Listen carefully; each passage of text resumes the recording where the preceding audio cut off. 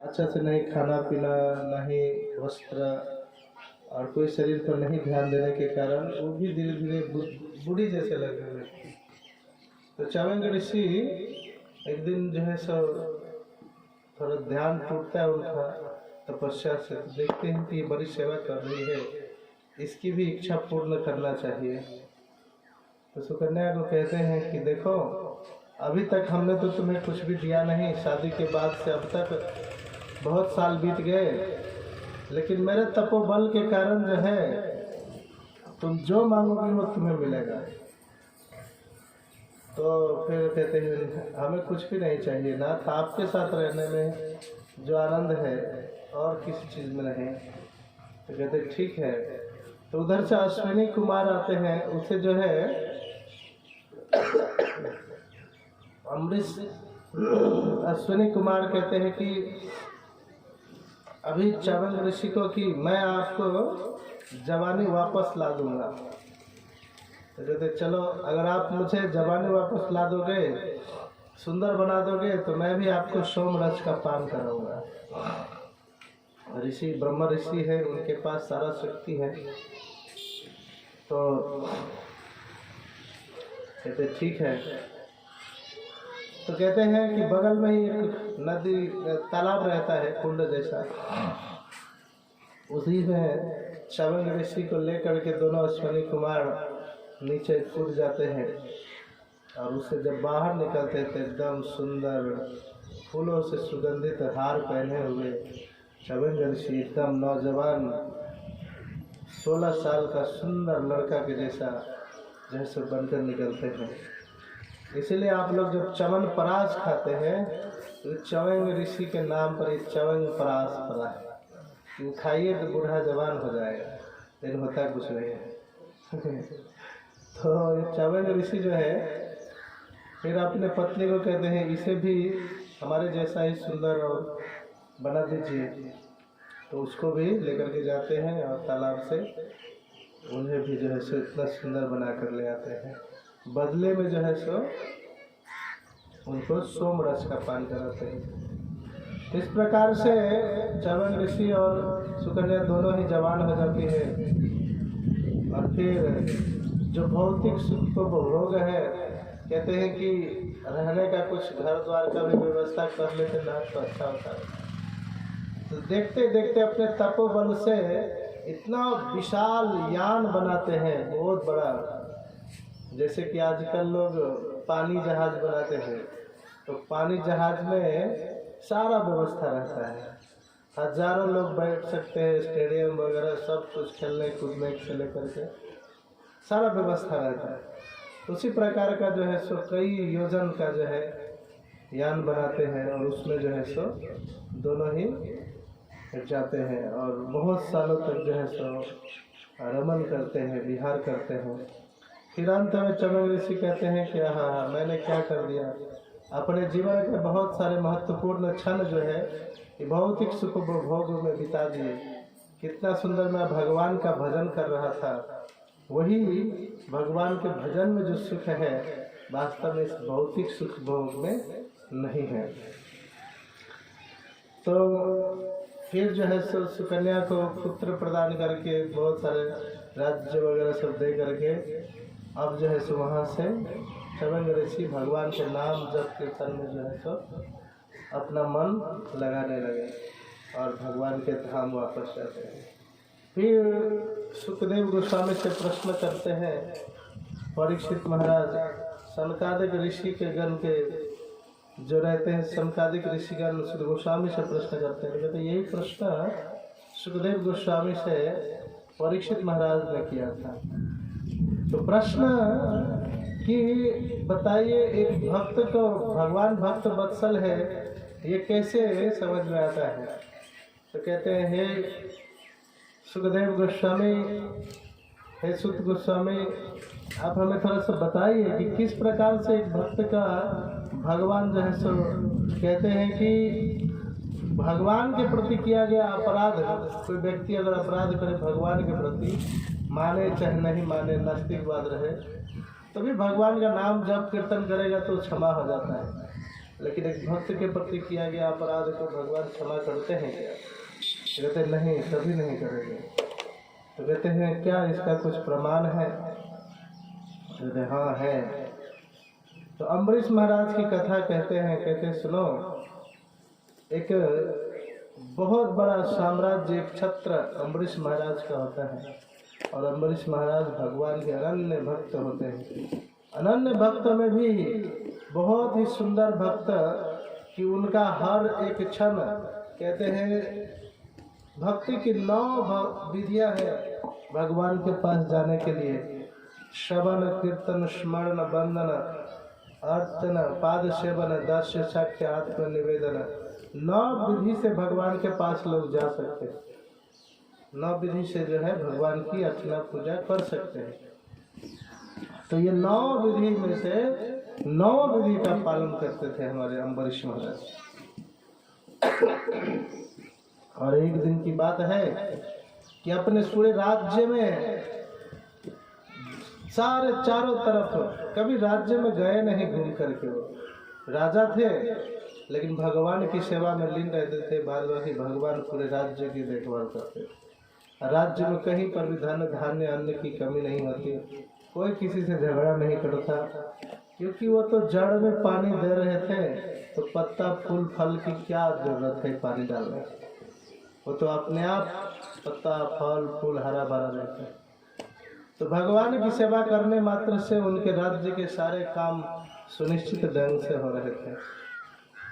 अब एक दिन जो है से एक रानी ने अम्बरीश महाराज को चिट्ठी लिखा कि हे अम्बरीश महाराज, मैं आपसे प्रेम करती हूँ, आप मुझसे विवाह कीजिए।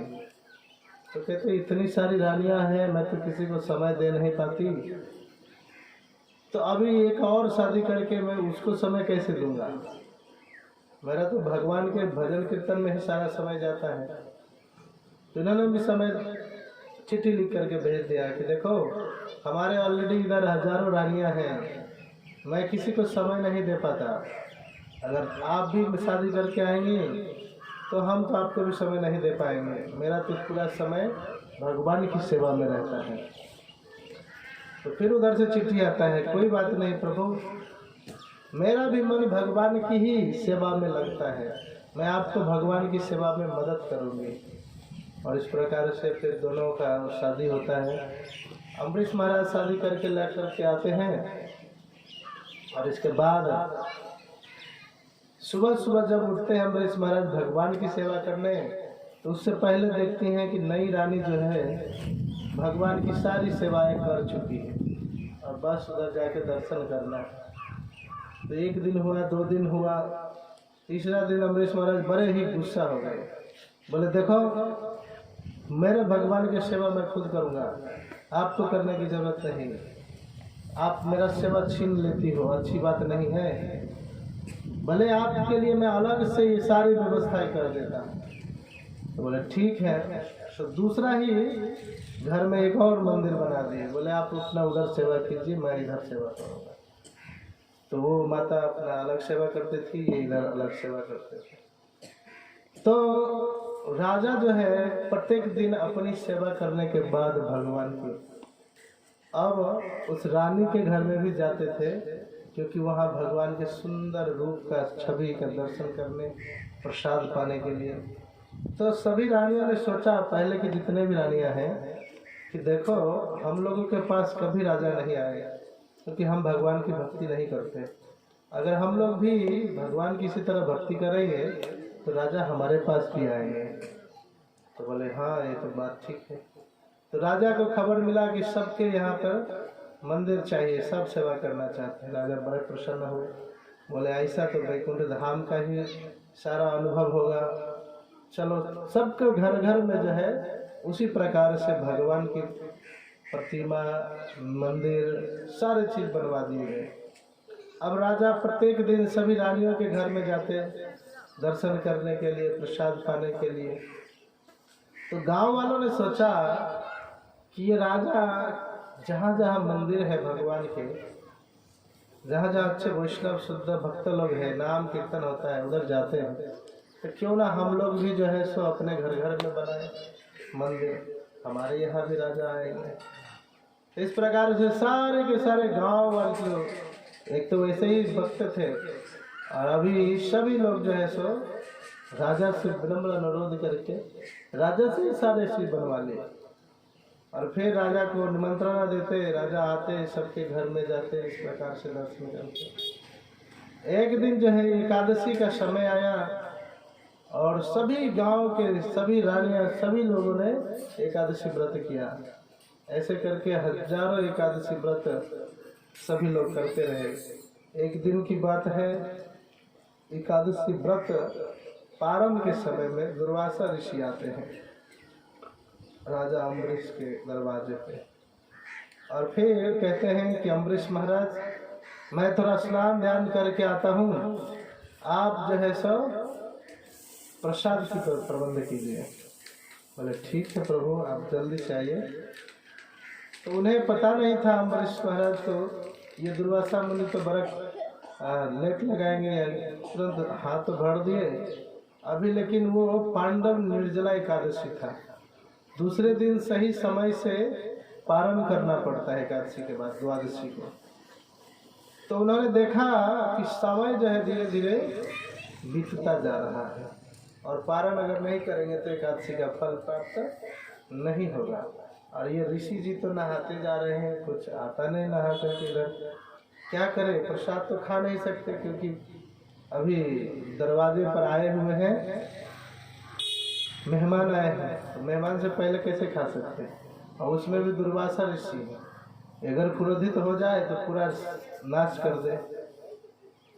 तो उन्होंने तुरंत सभी वहाँ पर जितने भी ऋषि मुनिगण थे सबसे सलाह की कि क्या करना चाहिए ऐसे स्थिति में। तो बोले कि देखिए, एकादशी का जो है, अगर कोई व्यक्ति पारण निर्जला कर रहा है तो अगर कोई एक बूंद पानी पी ले तो वो जो है सो एकादशी रह भी जाता है, मतलब खाया हुआ भी कुछ नहीं होता है, और एकादशी का व्रत भी जो है सो पारण पूर्ण हो जाता है। तो आप जो है सो जल ग्रहण कर लीजिए, तो एकादशी भी रह जाएगा, और जो आपके दुर्वासा मुनि हैं उनसे पहले आप खाएंगे भी नहीं।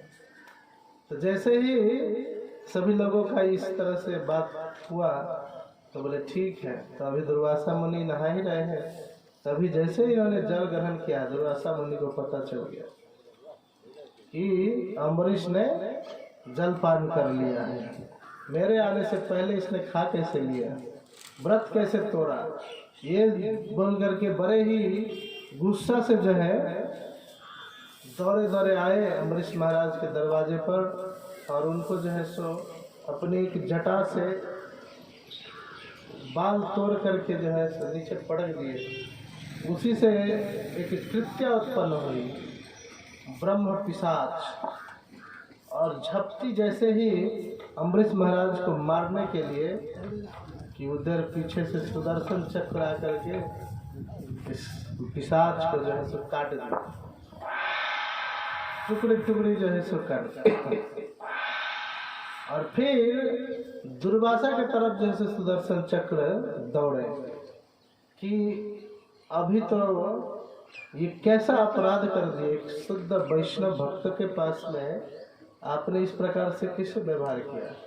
और दुर्वासा मुनि जब देखे सुदर्शन आ रहा है तो बोले इसका तो तोड़ मेरे पास भी नहीं है इनको रोकने का, इससे अच्छा है भागो यहाँ से। तो वहाँ से वो भागते भागते भागते भागते ब्रह्मा के पास गए, और ब्रह्मा जी से बोले पिताश्री पिताश्री बचाइए बचाइए, ये सुदर्शन हमारा वध कर देगा। तो जब इस प्रकार से बोल रहे थे तो ब्रह्मदेव ने बोला कि क्या हुआ, कि क्यों तुम्हारा पीछा कर रहा है सुदर्शन। बोले कि मैंने ऐसे ऐसे अम्बरीश महाराज के ऊपर एक कृत्या को छोड़ दिया मारने के लिए गुस्से में, और वहाँ से जो सुदर्शन उस कृत्या को मार करके मेरे पीछे पड़ा हुआ है मुझे मारने के लिए। तो भगवान की कृपा से ब्रह्मदेव समझ गए कि वास्तव में ये हुआ क्यों है, और अब जो है बता रहे हैं कि कि देखो यहाँ से जल्दी से भाग जाओ, वरना इस सुदर्शन के तेज से कोई भी बच नहीं पाएगा। तो आप जो है सो जल्द से जल्द यहाँ से निकल लो, मैं इसे रोक नहीं सकता। तो अभी जो है सो वहाँ पर ब्रह्मदेव के पास में आए हुए दुर्वासा मुनि को कोई चीज नसीहत नहीं बचाने का दिखा, कुछ भी बचने का कोई उपाय नहीं दिखा। ब्रह्मदेव भी पीछे हट गए।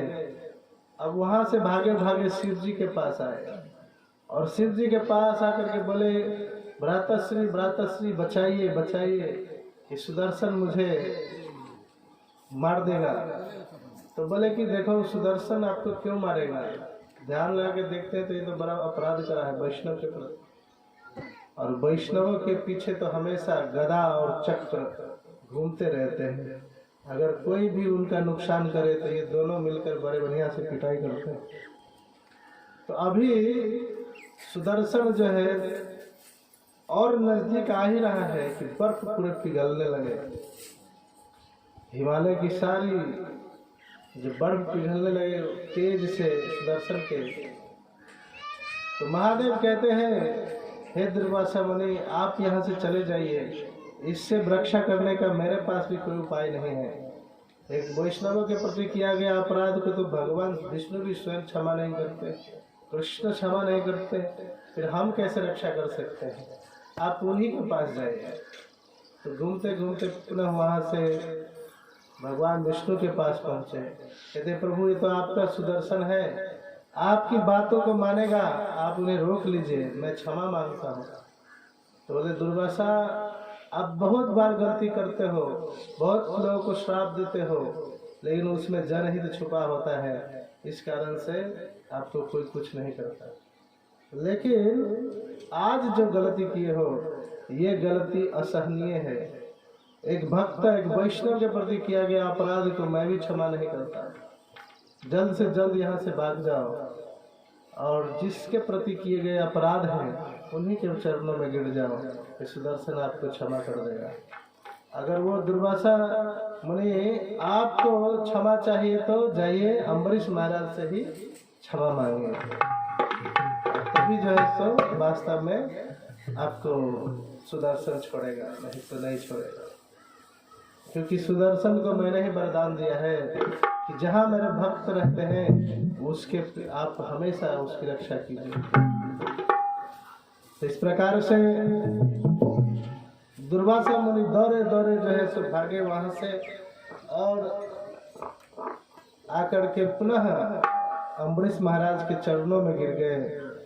अम्बरीश महाराज तब तक इतने लोक भ्रमण करने के जो समय थे, अंतराल थे, उतने समय तक वो गेट पर ही खड़े रहे, क्योंकि वो जानते थे अगर एक समय एक क्षण भी लेट हो गया तो सुदर्शन घर से गला को अलग कर देगा। और हाथ पसारे खड़े थे। जैसे ही उन्होंने क्षमा मांगा, अम्बरीश महाराज ने सुदर्शन को बोला, हे सुदर्शन देव क्षमा कर दीजिए, मैंने इनका कोई अपराध नहीं लिया है और किसी ब्रह्म हत्या का पापी मत बनाइए, आप क्षमा कर दीजिए इसे। फिर सुदर्शन अंतर्ध्यान हो गए। इस प्रकार से हम देखते हैं कि भगवान भी अपने भक्तों पर किया गया जो अपराध है उसको कभी क्षमा नहीं करते, जो कोई अपराध करता है वैष्णवों के प्रति। तो इसलिए सभी लोगों को चाहिए कि वैष्णव भक्त लोगों का सम्मान करें, नहीं सम्मान कर सकते तो अपमान भी नहीं करें, क्योंकि उनका डायरेक्ट कनेक्शन भगवान के साथ होता है। और ऐसे लोगों जो कोई अपमान करते हैं भगवान उनको बहुत अहित कर देते हैं, क्षमा नहीं करते। तो इसलिए अम्बरीश महाराज फिर तुम पुनः उनको भी बिठाते हैं, प्रसाद खिलाते हैं और फिर आशीर्वाद लेकर के कि भगवान के प्रति हमारा मन लगा रहे, इसलिए जो है सो बार बार भगवान से प्रार्थना करते हैं और कहते हैं कि हे प्रभु मेरे मन आपके चरणों में लगा रहे, मेरा हाथ आपकी स्तुति करता रहे, करताल बजाता रहे, मेरे चरण आपके धाम के दर्शन के लिए जाता रहे, मेरा मुख आपका प्रसाद खाता रहे, मेरा गान मेरा नास्तिक जो है आपके चढ़े हुए फूलों का सुगंध लेता रहे। इसी प्रकार जो है नवदा भक्ति से भगवान की भक्ति मेरा हर रोम रोम करता रहे। और अम्बरीश महाराज इसके बाद आगे जो है सब बढ़ते हैं बहुत सुंदर ढंग से। कट गया सर। ओ हरी बोल हरी करे रे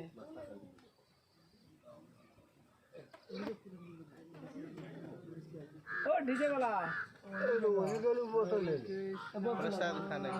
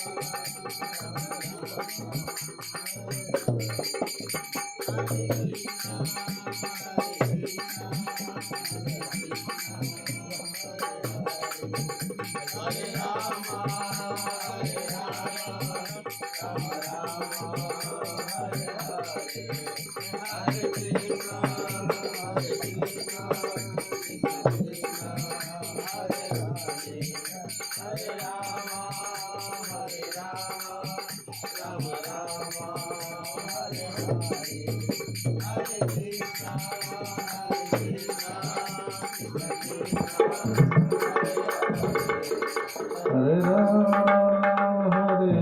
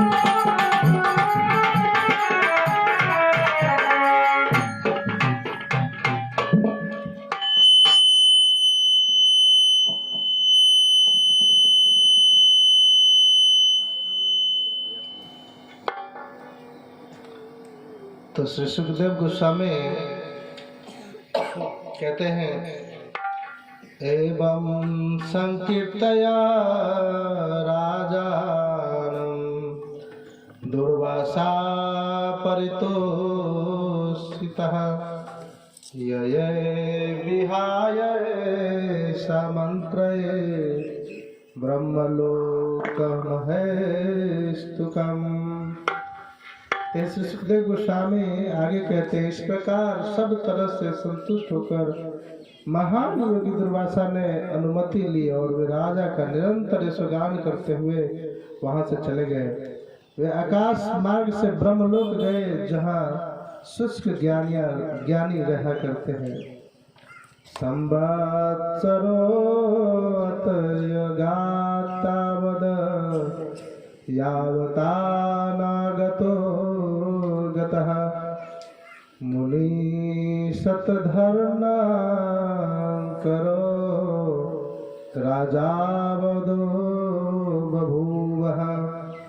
कहते हैं दुर्वासा मुनि महाराज अम्बरीश के स्थान से चले गए थे और जब तक वे वापस नहीं लौटे पूरे 1 वर्ष तक, तब तक राजा केवल जल पी करके उपवास करते रहे। गते अथः दुर्वाससी स्वंबरिशो द्विजोपयोगाति पवित्र महारत ऋषे विमोक्षम व्यसनम च भिक्षया मैंने स्वप्रियम च परानुभावम।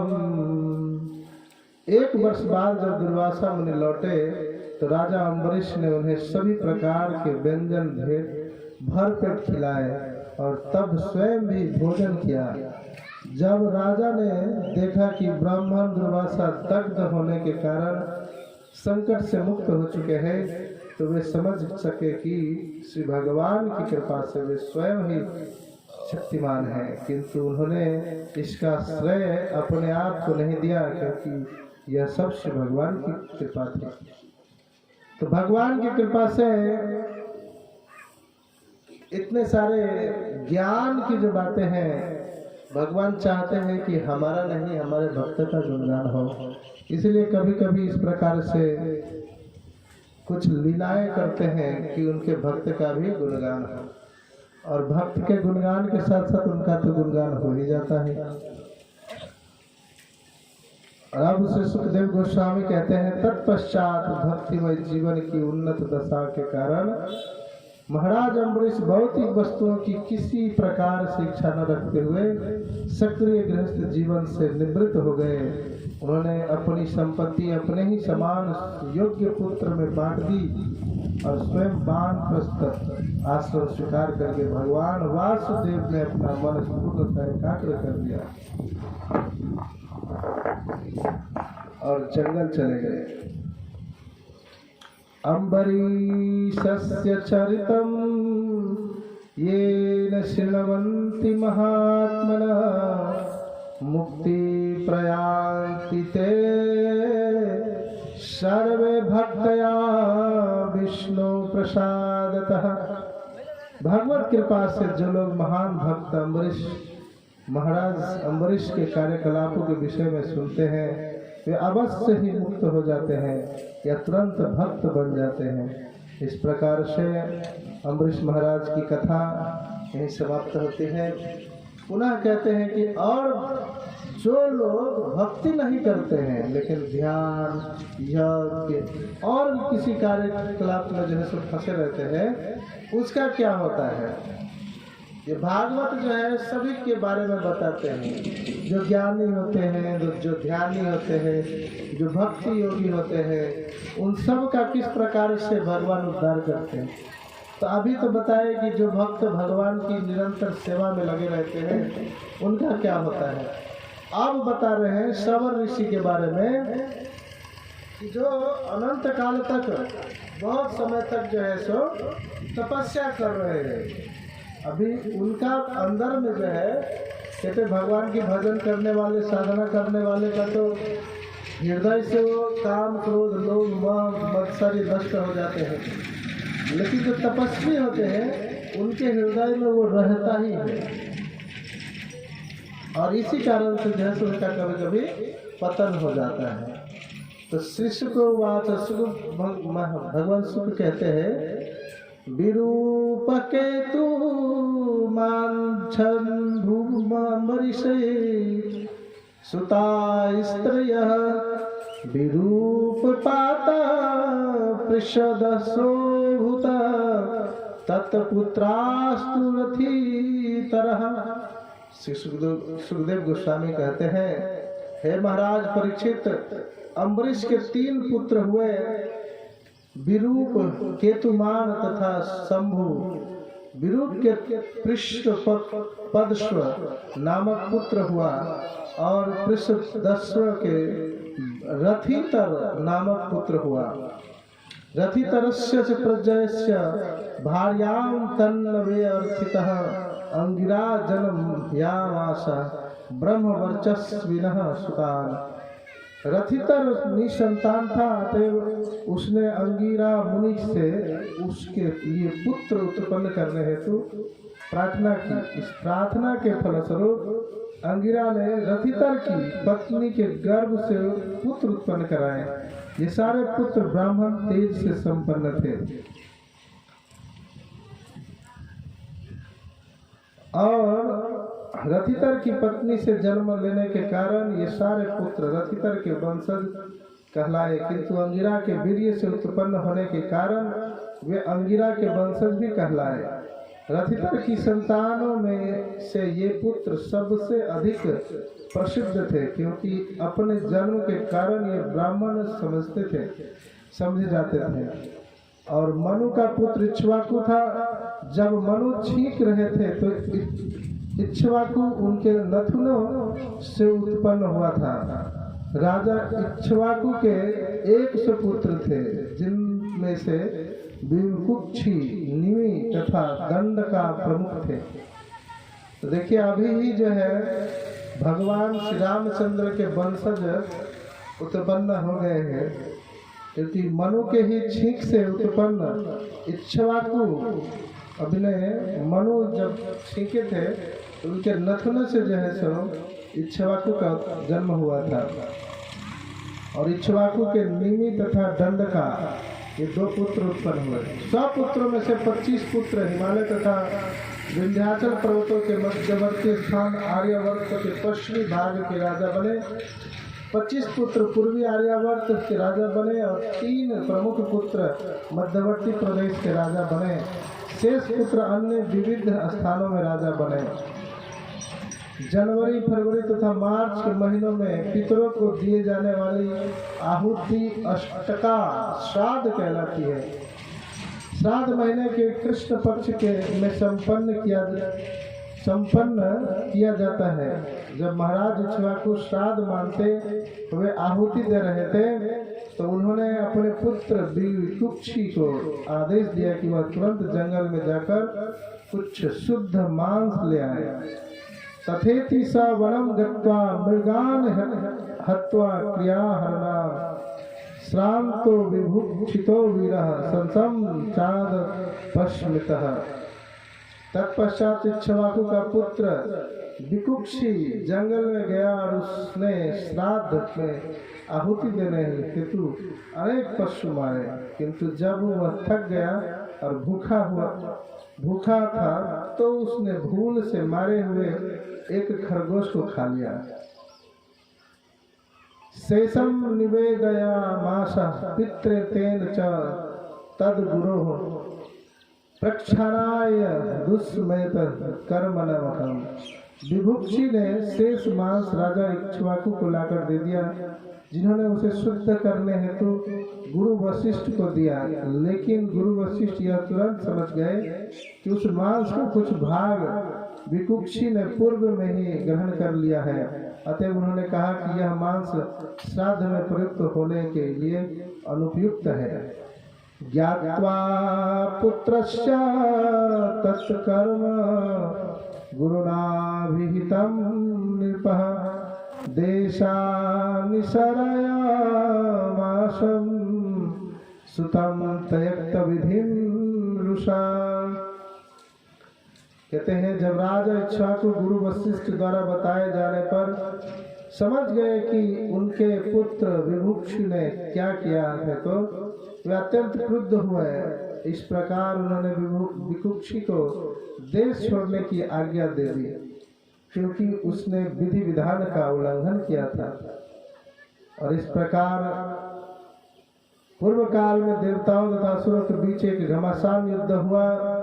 देवताओं ने पराजित होकर पुरंजय को अपना सहायक बनाया और तब वे असुरों को पराजित कर सके। अतएव यह वीर पुरंजय कहलाता है, अर्थात जिसने असुरों को निवासों को जीत लिया हो। पुरंजय ने समस्त असुरों को इस शर्त पर मारना स्वीकार किया कि राजा इंद्र उसका वाहन बनेंगे, किंतु गर्भवश राजा इंद्र ने यह प्रस्ताव पहले तो स्वीकार कर दिया, किंतु बाद में भगवान विष्णु के आदेश से स्वीकार कर लिया। पुरंजय की सवारी हेतु वह बड़ा सा बैल बन गया। अभी इंद्र बैल बन करके पुरंजय का सहायता कर रहे युद्ध में। कवच से भली भांति सुरक्षित होकर और युद्ध करने की इच्छा से पुरंजय ने अपना दिव्य धनुष तथा अत्यंत तीक्ष्ण बाण धारण किए और देवताओं द्वारा अत्यधिक प्रशंसित होकर वह बैल राजा इंद्र की पीठ पर सवार हुआ तथा उसके टिल्ले पर बैठ गया। इसलिए वह कुकुत्सत कहलाता है। परमात्मा तथा शुद्ध पुरुष भगवान विष्णु से शक्ति प्राप्त करके पुरंजय उस बड़े बैल पर सवार हो गया, इसलिए वह इंद्रवाह कहलाता है। देवताओं को साथ लेकर उसने पश्चिम में असुरों के निवास स्थानों पर आक्रमण किया। इस प्रकार से क्षितिज पर जितने भी जगह थे जहां असुर लोग रह रहे थे, उन सभी जगहों पर उन्होंने विजय प्राप्त किया। और क्षितिज में जहां से सूर्य उदय होकर चमकता है और जहां सूर्यास्त होता है, वे सारे स्थान युवराज के पुत्र सुविख्यात मानधाता के अधिकार में माने जाते हैं। ससाबिंदु की पुत्री बिंदुमती के गर्भ से मानधाता को 3 पुत्र हुए। इनके नाम थे कुरुकुत्स्व, अम्बरीश तथा महान योगी मुचुकुंद। इन तीनों भाइयों की पहचान बहनें थी, जिन्होंने सौभर ऋषि को अपना पति चुना। तभी सौभर ऋषि जो है सो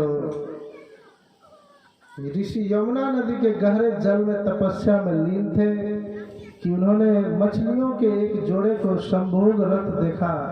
इस प्रकार उन्होंने विषयी जीवन का सुख अनुभव किया, जिससे प्रेरित होकर वे राजा मानधाता के समीप गए और उनसे उनकी एक कन्या को की याचना की। इस याचना के उत्तर में राजा ने कहा, हे ब्राह्मण, मेरी कोई भी पुत्री अपनी इच्छा से किसी को भी पति चुन सकती है। तो सौभर मुनि समझ गए, इतने दिनों बाद पानी से निकला हूँ, तो ज्यादा देर अगर पानी में नहाते हैं कोई, तो ये सब लटक जाएगा, सब सुकर जाएगा चमड़ी उमड़ी। और ये तो हजारों वर्ष तक जल में रहकर तपस्या किए हुए हैं, तो सारे चमड़ी सब जैसे लटक रहे थे नीचे। लग रहा था कि गुद्दा निकल के पूरा हड्डियां दिखा रहा है। और वैसी स्थिति में राजा मानधाता के पास पहुंच गए हैं कि अपनी बेटी के साथ मेरा विवाह करवा दो। तो राजा बोला, ऐसे अगर ना बोलेंगे तो तपस्वी है, ब्राह्मण है, ऋषि मुनि है, श्राप देकर के तो ऐसे भस्म कर देंगे हमको। तो बोले, देखिए हमारा बेटी सब स्वतंत्र है, जिसको भी पति चुनना चाहे चुन सकती है। आप उनके पास जाइए, अगर वो आपको पति चुनती हैं तो वो हमें कोई आपत्ति नहीं, हम शादी करा देंगे। राजा थोड़ा सा चालाकी से सोचा कि ऐसा वेशभूषा में जाएगा तो कोई हमारी बेटी पसंद नहीं करेगी, तो शादी कैसे होगा। तो सौभर मुनि भी तपस्वी थे। देखते देखते एकदम 16 साल का नौजवान हट्टा कट्ठा पूरा सुंदर सुशोभित पुष्पों की माला पहने हुए इतना सुंदर बन गए। इसको साइड कर दीजिए, इतना मजा लगे, उधर कर दीजिए, साइड में, इधर नहीं आना चाहिए, पूरा इधर ही आएगा। तो इधर बगल में निमन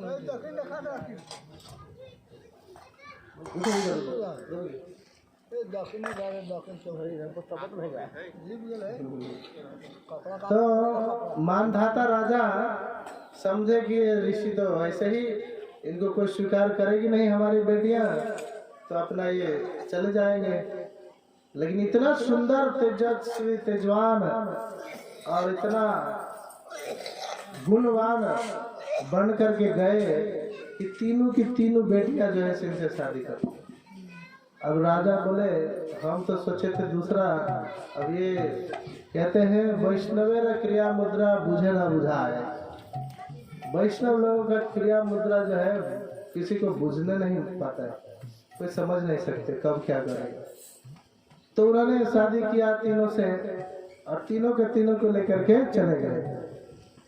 फिर कहते हैं सवर मुनि ने सोचा मैं वृद्धावस्था के कारण निर्बल हो गया हूँ, मेरे बाल सफेद हो चुके हैं, मेरी त्वचा झूल रही है और मेरा सिर सदा के लिए हिलडुल रहा है। इसके अतिरिक्त मैं योगी हूँ, अतएव ये स्त्रियां मुझे पसंद नहीं करती।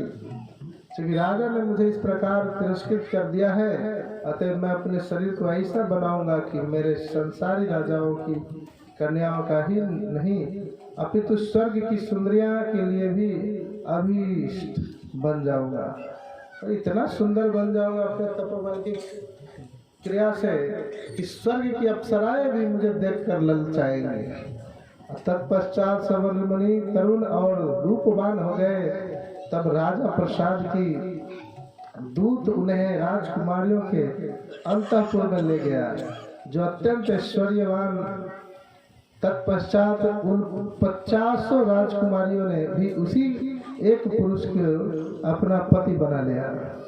तत्पश्चात रानियां सवर मुनि द्वारा आकृष्ट होकर बहन का अपना संबंध भूला बैठी और आपस में यह कहकर झगड़ने लगी, यह व्यक्ति मेरे योग्य है, तुम्हारे योग्य नहीं। इस प्रकार सभी के सभी जो है सो 50 के 50 सवर मुनि से शादी कर लेते हैं।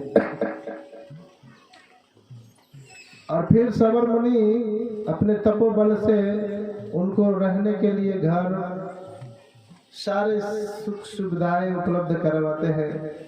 फिर सुखदेव गोस्वामी कहते हैं राजा अंशुमान ने अपने पितामह की तरह दीर्घ काल तक तपस्या की, फिर भी वह गंगा नदी को इस भौतिक जगत में नहीं ला सके और काल क्रम में उनका देहांतर हो गया। दिलीपस्य तत्सुता सुदासदसुतः काल में भागीरथस्तस्य सुतस्ते पे सुहमत तपः। अंशुमान की भांति उसका पुत्र दिलीप भी गंगा को इस भौतिक जगत में ला पाने में असमर्थ रहा और कालक्रम में उनकी भी मृत्यु हो गई। तत्पश्चात दिलीप के पुत्र भागीरथी ने गंगा को इस भौतिक जगत में लाने हेतु अत्यंत कठिन तपस्या किया। दुर्दशयामासंतं देवी प्रसन्ना वरदास्मिते इत्युक्तः स्वभिप्रायं संसवास्मतो नृपः। तो इस प्रकार माता गंगा कहते हैं कि राजा तथा बहुत तपस्या करने के बाद माता गंगा प्रसन्न होती है और फिर उत्तर देती है, जब मैं आकाश से पृथ्वी लोक के धरातल पर गिरूंगी तो मेरा जल अत्यंत वेगवान होगा। इस वेग को कौन धारण कर सकेगा? यदि कोई मुझे धारण नहीं कर सकेगा तो मैं पृथ्वी की सतह को भेद कर रसातल में अर्थात ब्रह्मांड के पाताल क्षेत्र में चली जाऊंगी। तो पृथ्वी लोक पर उतरने के लिए बोलते मेरा कौन भार को सहेगा? तो भगवान शिव को जो है फिर भागीरथी जो है तपस्या करके मनाते हैं और कहते हैं हे भक्त प्रभु आप गंगा को जो है सो धारण कीजिए, क्योंकि अगर गंगा डायरेक्ट इस धरती पर गिरेगी तो फिर ये पाताल लोक में समा जाएगी। तो गंगा को बड़ा गर्व था अपने वेग पर और सोची कि मैं इतने देर तक जो है इस भौतिक संसार में नहीं रुकूंगी, पाताल लोक से पुनः वापस आ जाऊंगी। लेकिन शिव जी की तपस्या करके भागीरथी उनको भी मना लेते हैं और कहते हैं अब आप आइए, आपको जो है तो भगवान शिव अपने सर पे मस्तक पर धारण करेंगे। तो देखिए भगवान शिव अपने मस्तक पर गंगा को क्यों धारण करते हैं? गंगा कहते पवित्र बनी थी कैसे? जब वामन देव ने बिरजा नदी को, जो ऊपर में बिरजा गंगा का दूसरा रूप है, वहां पर चरण स्पर्श किए थे, तो उसी चरणामृत को गंगा को स्पर्श करने के कारण भगवान विष्णु के चरण के स्पर्श से इतनी पवित्र हो गई कि स्वयं भगवान शिव जी उनको अपने सर पे धारण किए और बोले ये चरणामृत तो हमारे सिर पे ही धारण होना चाहिए। इसलिए गंगा जब अवतरित हो रही थी तो सर पे धारण किए। और फिर ये गंगा नीचे नहीं आती रहती। इतने भागीरथ के बहुत सारे खानदान नष्ट हो जाते हैं तपस्या करते करते। तो इसके पीछे भी कारण कहते हैं कि भौतिक संसार के लोग जितने भी हैं पाप करते जाएंगे और मेरे में आकर धोते रहेंगे। हम तो उनके सारे पापों को ले लेंगे क्योंकि ये भगवान का वरदान है, लेकिन मेरा पाप कुछ कौन धोएगा। तो भगवान विष्णु उनको वहाँ पुनः वरदान देते हैं कि नहीं नहीं अब जाइए, और कोई ऐसा विशुद्ध भक्त आप में जब स्नान करेगा तो सारे के सारे पाप आपका ऐसे ही धुल जाएगा। करोड़ों अरबों खरबों जितने भी लोग स्नान करें, अनंत काल तक स्नान किए गए पाप धोए गए, आप में जितने भी पाप रहेंगे तो सब केवल एक वैष्णव आकर के स्नान करेगा आपने, तो सारे के सारे पाप धुल जाएंगे।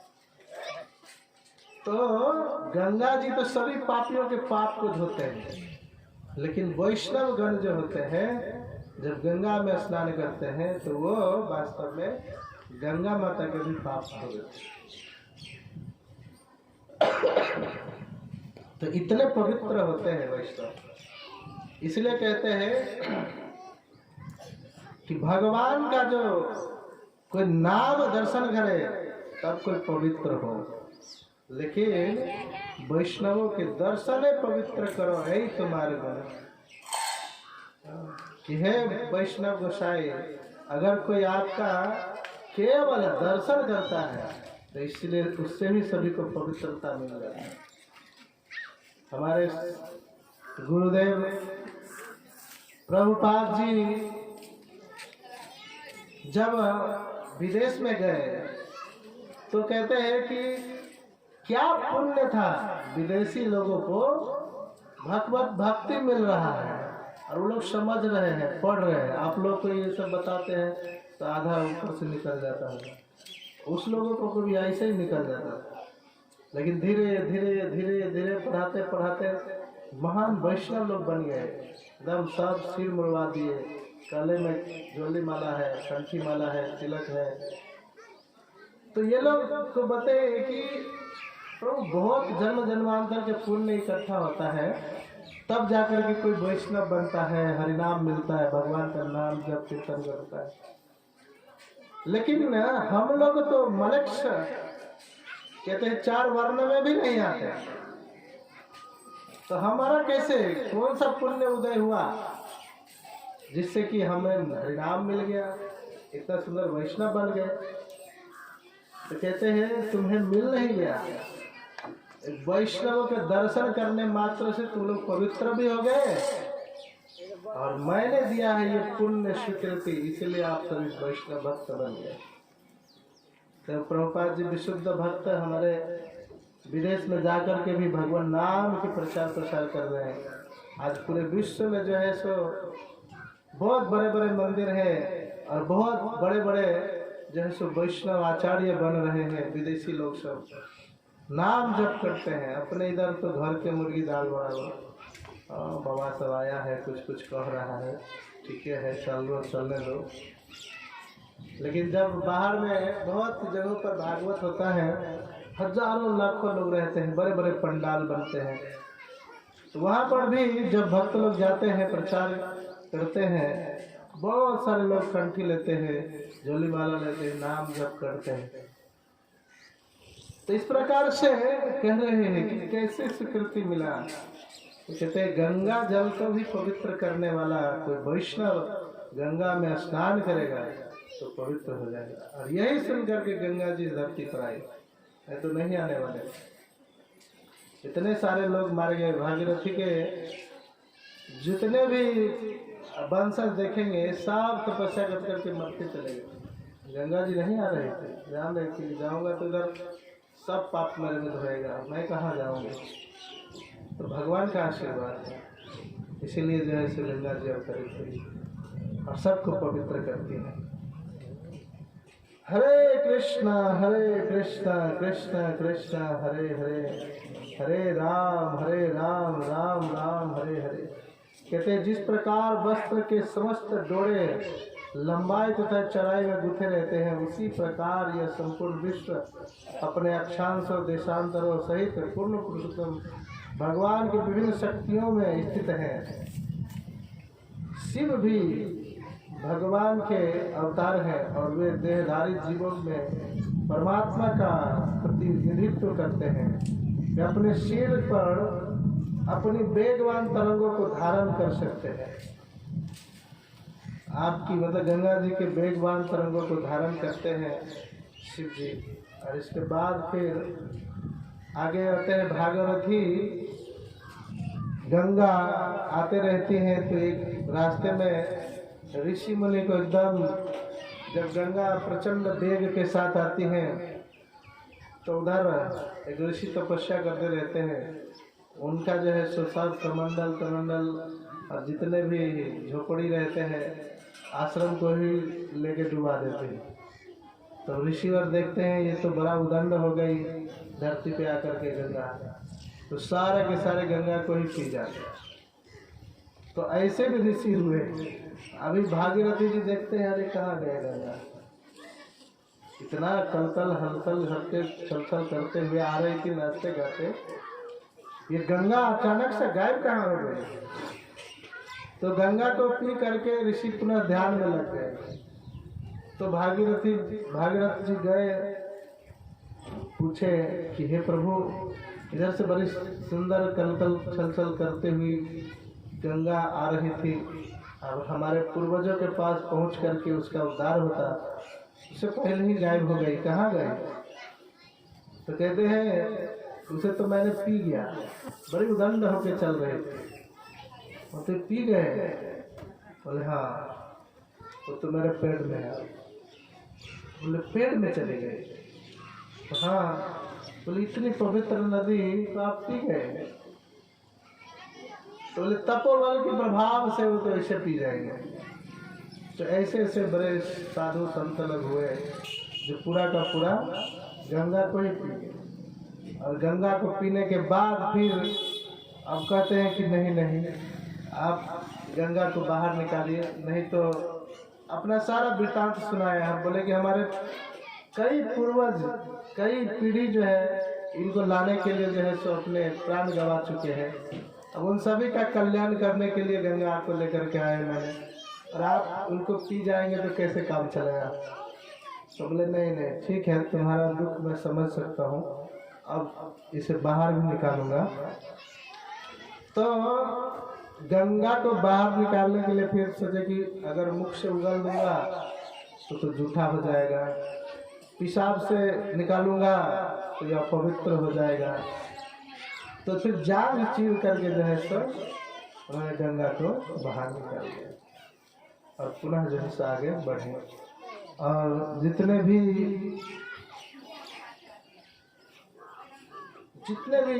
उनके जो पूर्वज थे, सभी लोग जो मरे थे, उन सब को वहां तक पहुंच करके गंगा ने सबका कल्याण कर दिया।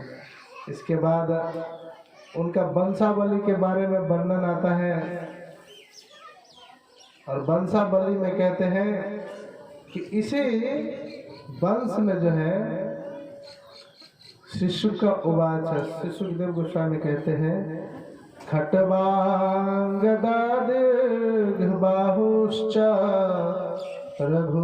रघुस्तस्मात् पृथुस्रवा अजस्ततो महाराजस्त अस्माद दशरथो अभवत्।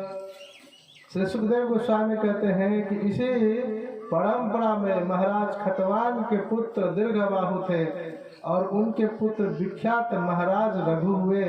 महाराज रघु के से आज उत्पन्न हुए और अज से महापुरुष महाराज दशरथ हुए। तो ये महाराज दशरथ के पूर्वज लोग हैं खटवांग खटवांग के पुत्र दीर्घबाहु, दीर्घबाहु के विख्यात पुत्र रघु, महाराज रघु हुए, और महाराज रघु से अज उत्पन्न हुए, और अज से जो है सो महाराज दशरथ जी का हुआ है। और महाराज दशरथ भी बड़ा ही प्रतापी, बड़ा ही, कहते हैं खटवांग राजा स्वयं इंद्र को सहायता करने के लिए गए थे। उधर जब राक्षस लोग परेशान करता था तो इंद्रलोक में भी जाते थे लड़ने के लिए, इतना महारथी। और वैसे ही महान महारथी सब जो है सो ये सूर्य वंश में उत्पन्न हुए हैं। तस्यापि भगवान साक्षात ब्रह्ममयो हरि, अंशासेना चतुर्धागा पुत्रवतम पार्थिता सुरे, राम लक्ष्मण भरत शत्रुघ्न इति संज्ञया। देवताओं द्वारा प्रार्थना करने पर परम सत्य पूर्ण पुरुषोत्तम भगवान अपने अंश तथा अंशों के रूप के साथ साक्षात प्रकट हुए। उनके पावन नाम थे श्री राम लक्ष्मण भरत शत्रुघ्न। ये सुविख्यात अवतार महाराज दशरथ के पुत्रों के रूप में 4 स्वरूपों में प्रकट हुए। तो कहते हैं भागवत में राम जी की जो कथा है विस्तृत विस्तार से नहीं दिया गया, क्योंकि राम जी की कथा एक अलग ही सप्ताह है। अगर यहाँ पे राम जी की चर्चा पूरे होने लगती तो आगे कृष्ण कथा नहीं हो पाती। और 7 दिन में ही जो है सो भागवत खत्म करना है, क्योंकि 7वें दिन तक्षक आकर के परीक्षित की मृत्यु कर देता है। तो इसलिए संक्षिप्त में रामायण को भी रखा गया है भगवान के अवतार जो हुए हैं उसमें।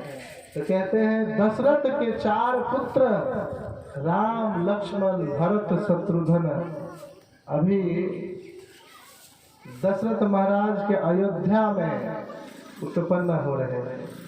तो इससे पहले कहते हैं कि दशरथ महाराज को जो है ये 4 पुत्र, कुछ भी पुत्र थे ही नहीं, बड़े ही दुखी और चिंतित रहते थे। तो फिर उस समय का समय था ऐसा कि जब राजा महाराजा को कुछ भी नहीं, कोई भी समस्या हो तो तुरंत अपने कुल गुरु को, कुल पुरोहित को बुलाते थे और उनसे सलाह मशवरा करते थे। आज तो किसी का कुल गुरु ही नहीं, किसी का कुल पुरोहित भी नहीं है। सब कहते हैं हम अपने सब, और कोई बनना भी नहीं चाहते, क्योंकि सब कमाने खटाने में लग गए। जितने ब्राह्मण लोग हैं सब बाहर में कमाते खटाते हैं, और उनका अपना ही समस्या है कि कौन किसको सलाह दे। लेकिन ब्राह्मण लोग होते थे जिनको नियुक्त किया जाता था कि शास्त्र चित्त, मतलब शास्त्र के अनुसार होना चाहिए सारा कुछ, राज्य का सारा कार्यभार। आजकल अगर ब्राह्मण जाए मुख्यमंत्री को कहे कि देखो ये अच्छा नहीं कर रहे हो, बड़ा पाप होने लगेगा तुमको, तो कहेंगे आप कौन हैं, कहाँ से आए हैं, आपका कोई काम धाम नहीं है, इधर जाइए इधर से। उसको तो पैसा कमाना है, करप्शन करना है, तो कैसे मानेगा बात। इसीलिए सारा व्यवस्था डमाडोल है। तो पहले पूर्वज लोग तुरंत जाते थे, अभी दशरथ जी भी जा रहे हैं अपने कुल गुरु के पास, और उनसे कहते हैं कि देखिए मेरा ये समस्या है। तो वो पुत्रेष्टि यज्ञ करते हैं, और फिर पुत्रेष्टि यज्ञ के बाद उनको फल मिलता है। खीर जो है सो एक पात्र में ला करके देते हैं। तो सभी रानियां एक एक बार खाती है, और अपने हिस्से का 2 रानियां, कौशल्या के कई सुमंत्रा, तो कौशल्या एक बार खाती है और केकई एक बार खाती है, और कौशल्या और केकई दोनों मिला के सुमित्रा को दोनों खिला देती है। तो एक एक पुत्र कौशल्या और केकई को होता है, और सुमित्रा को 2 पुत्र होते हैं। तो ऐसे दोनों 4 हो गए। इस प्रकार से हम देखते हैं कि भगवान का जो है बहुत सुंदर व्यवस्था। और अभी रामचंद्र जी का जन्म होगा, कल हमने बताया था जन्मोत्सव होगा। तो इस प्रकार से दशरथ महाराज को सही समय आने पर भगवान के नाम जप और तप के कारण जितने भी कुल गुरु सब थे, सभी लोगों ने यज्ञ करके उनको पुत्र प्राप्ति कराए। और भगवान आप जब भी देखेंगे साधारण रूप से जन्म नहीं लेते हम लोगों के जैसे। भगवान श्री रामचंद्र जी आए तो पहले चतुर्भुज रूप में आए, और चतुर्भुज रूप में आकर के उन्होंने बोला कि देखिए मैं जो हूँ तो आपका पुत्र बन के आ रहा हूँ। तो कौशल्या माता कहती हैं कि प्रभु हम तो छोटा पुत्र चाहते हैं, आपका 4 भुजा ये सब नहीं चाहिए, हमें तो वात्सल्य प्रेम चाहिए। तो आप हमारा पुत्र बन करके आइए, ये सब छोड़ छाड़ के आइए। बोले चलो ठीक है। तो भगवान का जो है सो बहुत सुंदर रघुकुल में रामचंद्र जी का जन्म हो रहा है और रामचंद्र जी आ रहे हैं।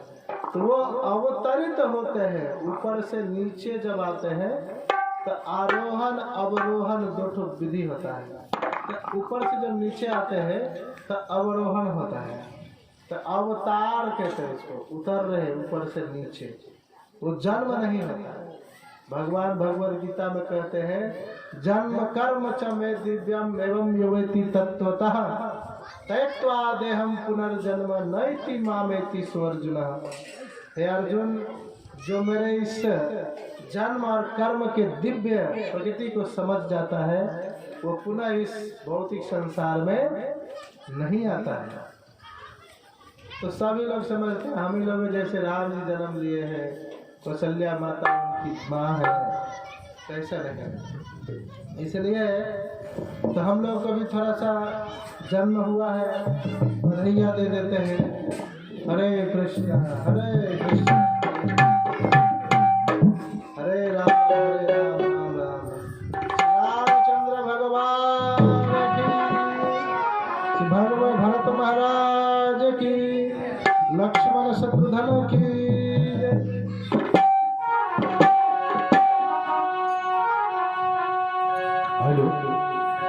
कहवा में जन्मे श्री राम चंद्र कहवा में कन्हैया जन्मे।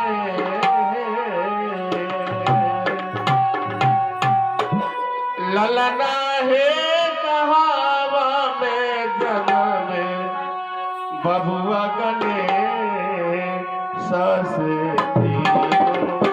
घर बधैया बाजे।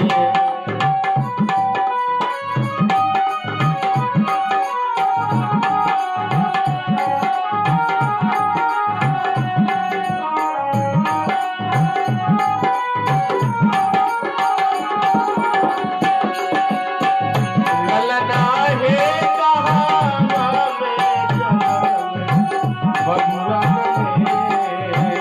ससे घर बधैया बाजे हैं।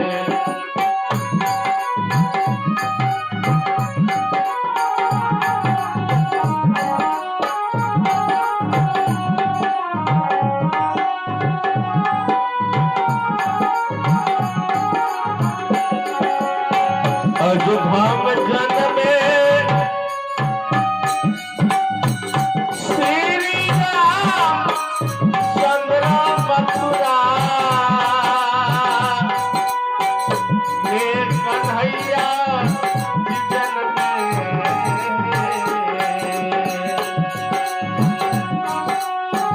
ललना है पर्वत पर जन्मे बबुआ ससे घर बधैया बाजे।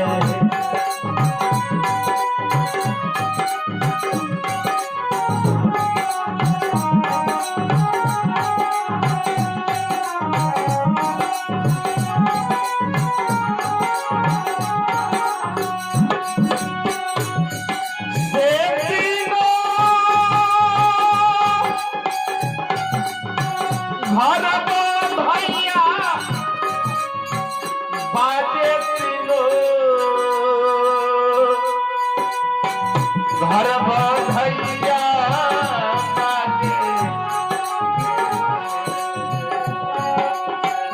ललना हे पर बत पर जनमे बबुआ गने सच तीनो बधैया बजे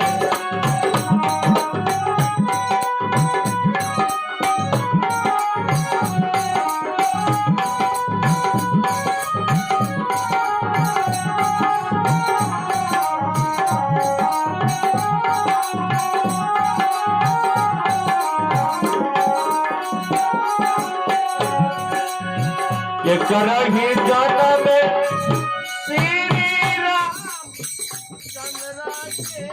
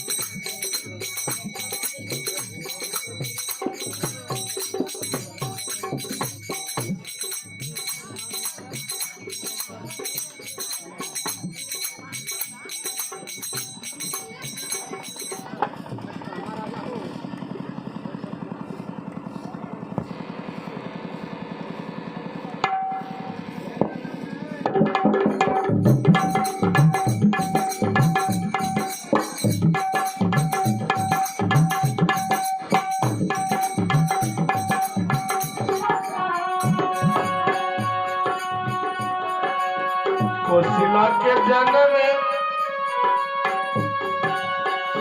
श्री राम चंद्र देवकी के कन्हैया जन्म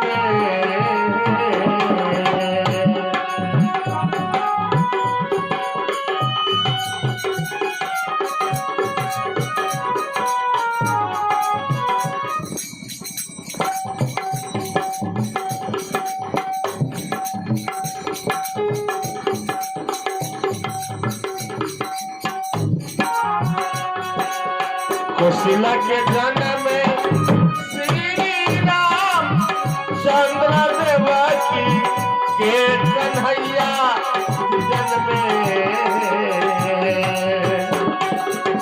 ललना हे रमूरी के जाना बेगने ससे तीनों घर बधैया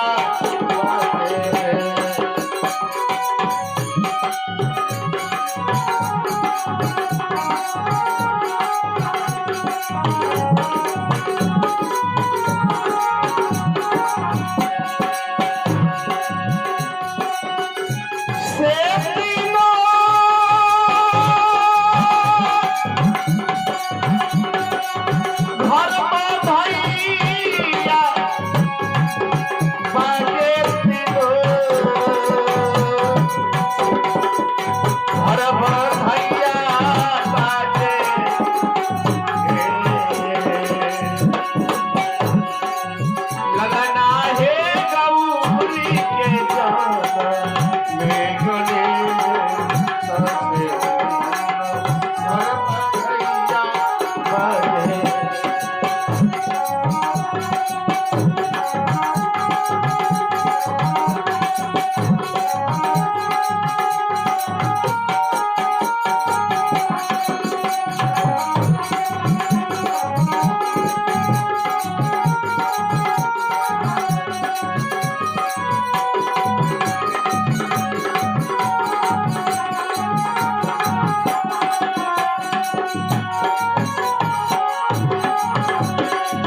ललना है जनक के जान ससे तीनों घर बधैया बाजे। फिर कहते हैं सुत गोस्वामी से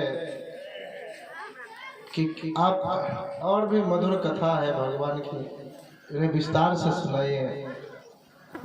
तो परीक्षित महाराज को कहते हैं सुखदेव गोस्वामी कि हे राजा परीक्षित, भगवान श्री रामचंद्र के दिव्य कार्यकलाप का वर्णन उन साधु पुरुषों द्वारा किया गया है जिन्होंने सत्य का वर्णन, सत्य का दर्शन किया है। कि आप सीता माता के पति श्री रामचंद्र के विषय में बारंबार सुन चुके हैं, अतः मैं इनके कार्यकलापों का वर्णन संक्षेप नहीं करूंगा। वर्थे तत्व राज्यो बचंद नुवनम पद्मपुभ्याम प्रियायाम पानी स्पर्शम क्षमा भयाम मृजित पथ रुपजो यो हरिंद्रानो जाभ्याम।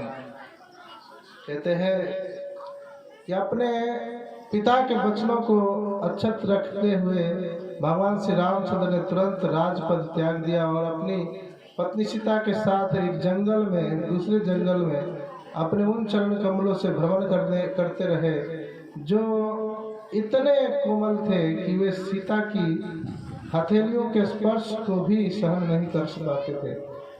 श्री भगवान के साथ अपने अनुज लक्ष्मण तथा वानरों के राजा हनुमान या अन्य वानर सुग्रीव भी थे। ये दोनों जंगल में भ्रमण करते हुए श्री राम लक्ष्मण की थकान मिटाते थे। सहायक